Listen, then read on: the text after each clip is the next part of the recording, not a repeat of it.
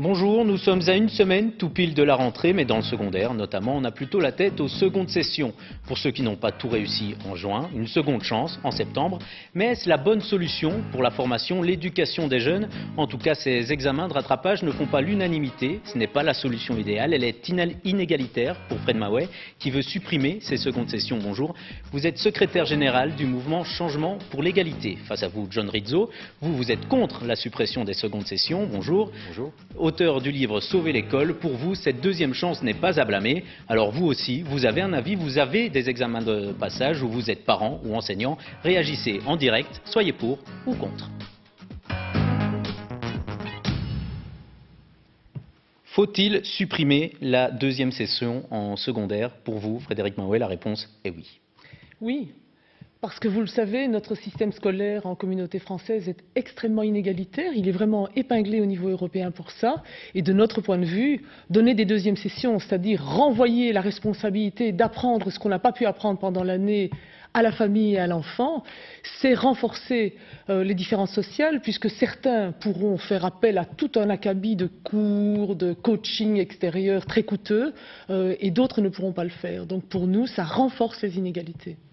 Argument inégalitaire?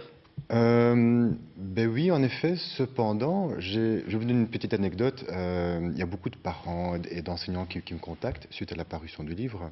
Et il y avait une élève qui était pétée en maths, en secondaire, qui m'a contacté. Sa maman m'a contacté en juin. Et je l'ai mis sur la Khan Academy. Donc, vous pouvez voir des vidéos en ligne où on réexpliquait la matière et où il avait des petits exercices. Et je l'ai eu hier au téléphone, elle était confiante pour réussir son examen cette semaine. Donc, plutôt que d'office le faire redoubler son année, elle a une seconde chance. Voilà, une seconde chance. Est-ce que c'est pas motivant justement d'avoir quand même une seconde chance? Il ne faut pas directement recaler l'élève en juin, lui laisser une seconde chance? Mais je crois que ce qui est important, enfin, d'abord, est-ce qu'on peut imaginer, s'il y a vraiment des lacunes importantes, sans se préoccuper du pourquoi et du comment on va faire pour les dépasser, est-ce qu'on peut imaginer de rattraper en 2 mois ce qui n'a pas été acquis en 10 mois? Je pense que c'est une vraie question. Et évidemment, par ailleurs, il ne faut pas être rigide et il faut voir le sens qu'une deuxième session peut prendre. Donc le sens que laisser passer un élève ou le faire doubler ou lui donner une deuxième session, quel sens ça a? Quel est le but? Comment on comprend? C'est pas cohérent pour vous, une seconde chance? La question n'est pas là, c'est quel sens ça a? Donc il faut voir pour l'élève, avec lui, pourquoi il n'a pas pu apprendre et qu'est-ce qu'il faut mettre en place pour qu'il le puisse. Et alors, ça peut avoir un sens. Je dirais même plus tôt, j'ai participé à un jury, c'était pour des comptables en 6e de qualification. Donc ils avaient fait un stage, ils présentaient leur stage, mais on était en juin encore une fois. Et on devait décider sur le moment, après chaque candidat, est-ce qu'ils réussissent ou est-ce qu'ils ne réussissent pas. Et dans une espèce de conseil de classe, si vous voulez. Et je me dis, mais tout ça est grotesque. C'est en novembre que j'aurais dû les voir. Maintenant, je ne peux plus rien faire. Donc, je suis d'accord avec vous que, pour moi, c'est un petit peu comme si on discutait du sparadrap avec cette seconde session, alors que c'est du bobo qu'il faudrait parler. Tout à fait. Donc là-dessus, on est bien d'accord. La question, elle est vraiment en amont. Et demander vous voulez enlever le sparadrap, là alors? Non, mais demander de décider entre le redoublement et la deuxième session, c'est finalement nous demander de décider entre la peste et le choléra. De notre point de vue, ce qu'il faut, c'est vraiment changer le système pour qu'il mette en place les conditions nécessaires pour que tous, y compris les enfants de milieu populaire, qui aujourd'hui sont largement relégués dans le professionnel et dans le spécialisé parce qu'on n'arrive pas à les faire apprendre pour une partie d'entre eux, que tous puissent apprendre. Et donc il faut se pencher sur le pourquoi, pour le comment, et interroger et changer les pratiques de l'école. Changer ce système, donc selon vous, ce n'est pas la seconde session qu'il faut changer en premier dans le système? Tout à fait. Le mot système est important pour moi parce que j'ai un background d'informaticien, c'est ce que j'ai enseigné toute ma vie. Je vois vraiment le système scolaire comme quelque chose qui est à l'équilibre pour l'instant, mais qui souffre terriblement. Et tant qu'on ne change pas vers tout à fait autre chose, plus adapté au XXIe siècle, tant qu'on changera un petit morceau, qu'on discutera par exemple de la suppression du redoublement, la fois dernière c'était le redoublement en 3e maternelle par exemple, mais finalement le système va vouloir revenir à l'équilibre de l'humain. Mais est-ce qu'il est à l'équilibre? Mais non, justement. Mais il est dans un certain équilibre, mais en décalage avec son temps. Donc il aurait bien convenu au XIXe siècle, notamment l'histoire de filtrer, de reléguer, d'envoyer les enfants à l'usine à 14 ans, ça convenait bien.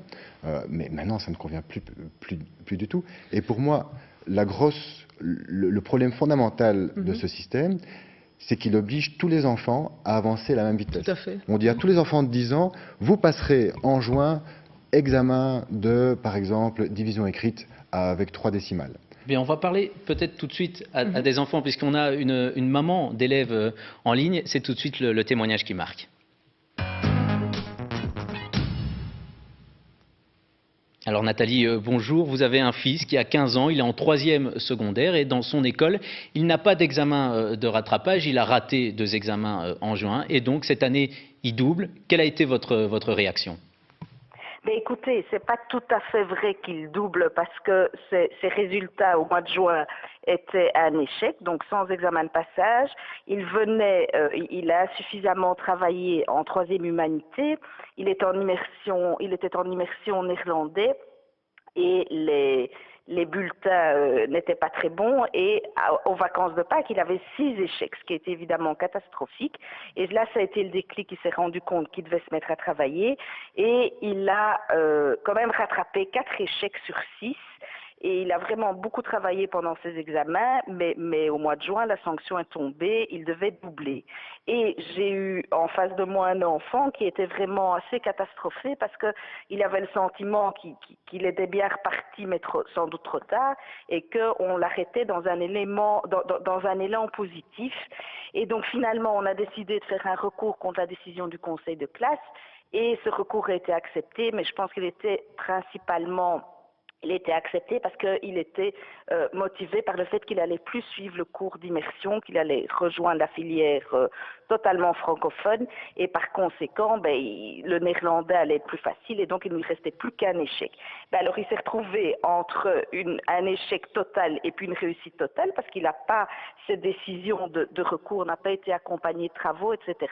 Et je me pose la question, mais on n'est évidemment jamais sûr, je me dis dans son cas, lui, peut-être que le fait d'avoir eu des examens de passage l'aurait obligé à continuer à travailler et lui aurait sans doute permis de se mettre à jour, je dirais, pour commencer. Vous auriez préféré qu'il ait des examens de passage ? Je pense que j'aurais préféré, parce que maintenant, on a dû faire face en 8 jours à une décision d'échec total et une décision de réussite totale, sans que ça soit accompagné d'aucun travaux, etc. Donc c'est nous qui avons dû mettre en place quelque chose pour qu'il se mette quand même à jour dans les branches où il était en échec. Donc je pense que c'est des fois arrêter trop rapidement un élan positif chez certains enfants, même si c'est évidemment leur responsabilité de devoir travailler, qui doivent apprendre à travailler dès le début de l'année. Donc ça, il était fautif à ce niveau-là. Mais voilà, j'aurais, je crois, préféré qu'il ait des examens de passage, plutôt que de devoir faire un recours. Merci beaucoup Nathalie pour ces témoignages. Je sais que vous n'avez pas beaucoup de temps, donc on va vous laisser. Je vous ai vu tous les deux acquiescer durant cette conversation. Alors dites-moi, qu'est-ce que vous avez trouvé cohérent dans ces propos? Ce qui me frappe, c'est que cette madame dit c'est nous qui avons dû assumer et décider de ce qu'on mettait en place. Donc ça me renvoie à ce que je disais tout à l'heure. Il faut que l'école assume pour mettre les enfants à égalité. Si des choses doivent être mises en place pendant les vacances, ce dont on n'est pas sûr, c'est pendant l'année qu'il faut apprendre, il faut réunir les conditions pour ça. Si des choses doivent être mises en place pendant les vacances, alors c'est l'école qui doit s'en charger pour que de nouveau tous les enfants puissent en bénéficier. Après ça, ce que j'entends dans cet exemple, c'est aussi ce que je disais au départ, il y a le sens.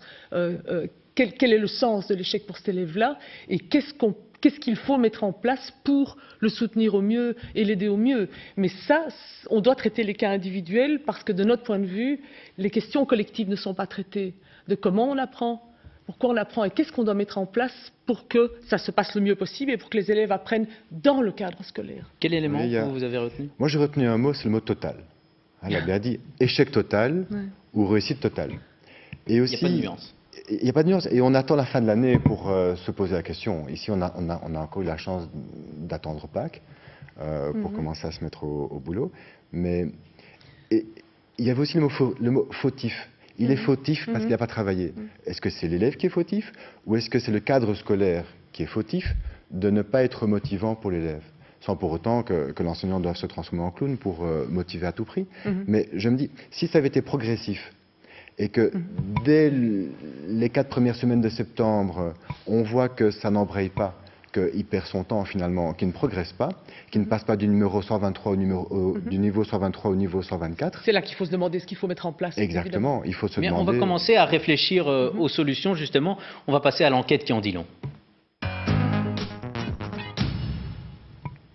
Alors cette enquête, elle date de 2012 et le résultat, eh bien les directeurs d'écoles secondaires veulent conserver les secondes sessions. C'est le résultat de cette enquête, mais ils proposent une alternative, une autre solution, des examens de passage une semaine après la première session, donc en juin, et entre les deux, des cours de remédiation proposés par l'école et puis de vraies vacances. C'est équitable, ça, si les cours de remédiation sont proposés par l'école. Ah oui, ça l'est déjà beaucoup plus, mais donc...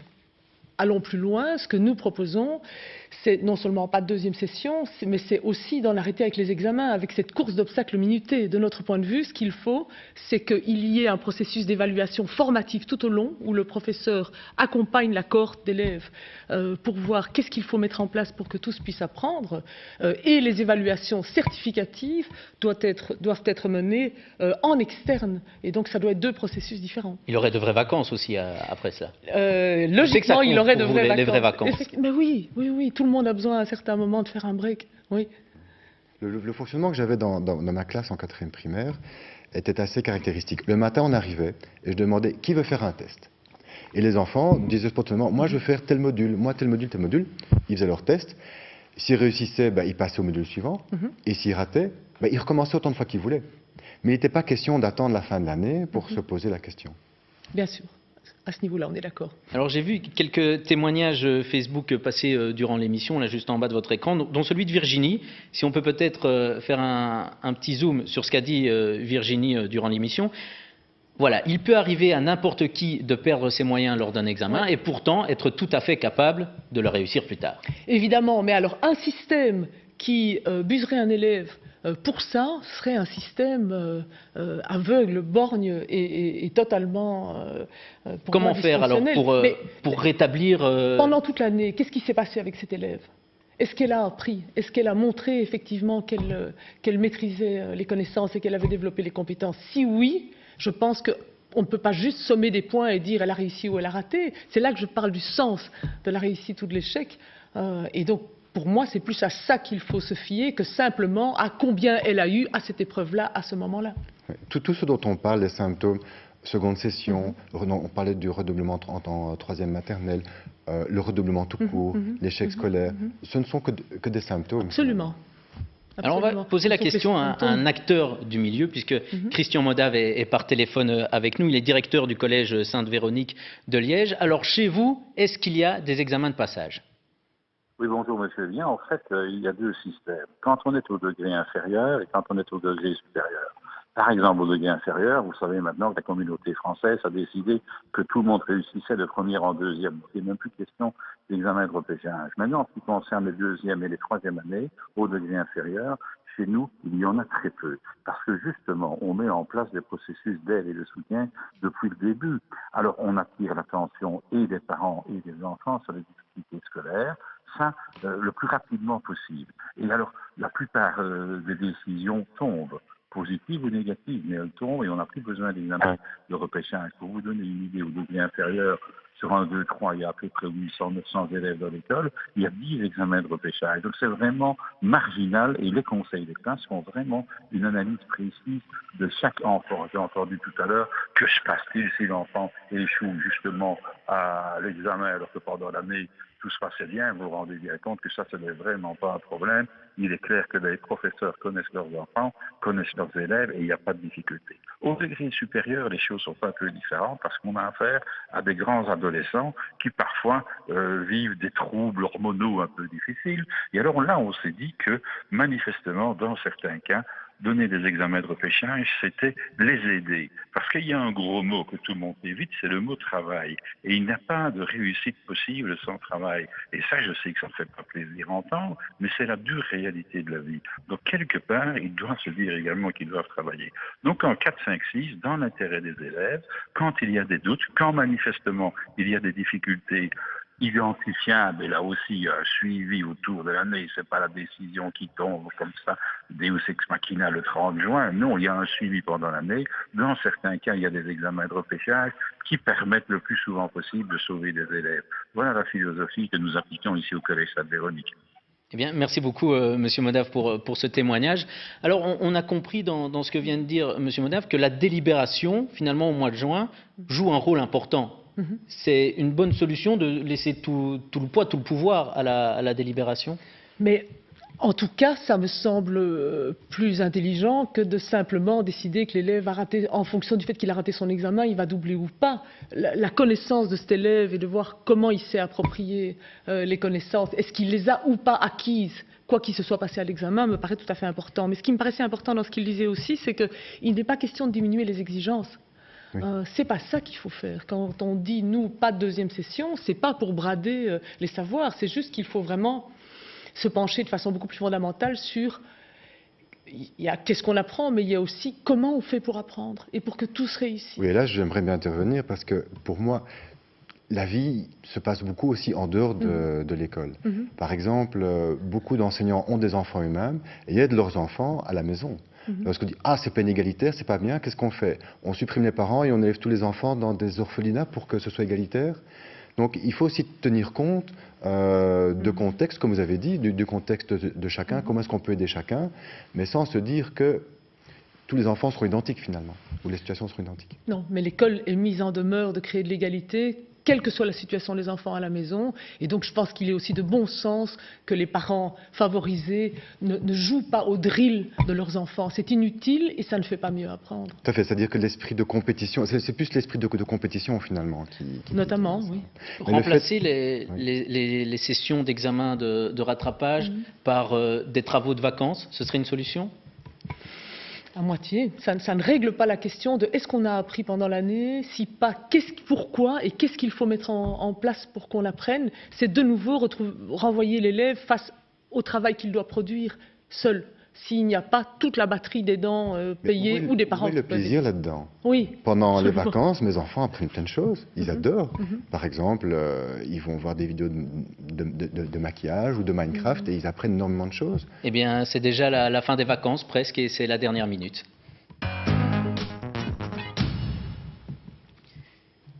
Alors voilà, la dernière minute, c'est le moment pour vous de résumer en 30 secondes votre avis pour convaincre notre téléspectateur.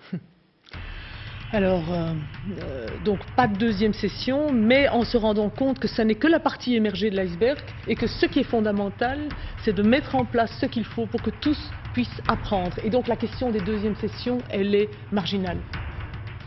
Eh bien, vous avez largement le temps, plus de 40 secondes. Très bien. Ah, je peux en prendre encore. Ah oui, vous lui avez laissé le temps. Ah non, c'est le mot après. Je suis pour la liberté en général. Et le fait d'avoir une seconde session, c'est finalement un choix. On peut très bien avoir une seconde session, décider, ah ben non, je ne le fais pas, je vais redoubler. Donc, dans le système actuel qui est imparfait, où il existe la notion de redoublement, je trouve que donner une seconde chance, avoir le droit à la seconde chance, c'est quelque chose en tant que citoyen qui m'embêterait de devoir retirer. Ok, mais alors, c'est l'État, l'enseignement qui doit mettre en place ce qu'il faut dans ce cas-là pour que tous puissent bénéficier de ce soutien et puissent jouer la deuxième session. C'est pas comme ça que ça se passe. Dans l'état actuel des choses... Maintenant c'est terminé, voilà. Vous avez chacun récupéré votre temps de parole, vous l'avez repris, on l'a remarqué. Merci d'avoir participé à ce débat, d'avoir donné votre avis aujourd'hui et merci à vous de nous avoir suivis. On se retrouve demain avec une nouvelle question d'actu et maintenant c'est RTL Info 13h, une bonne après-midi.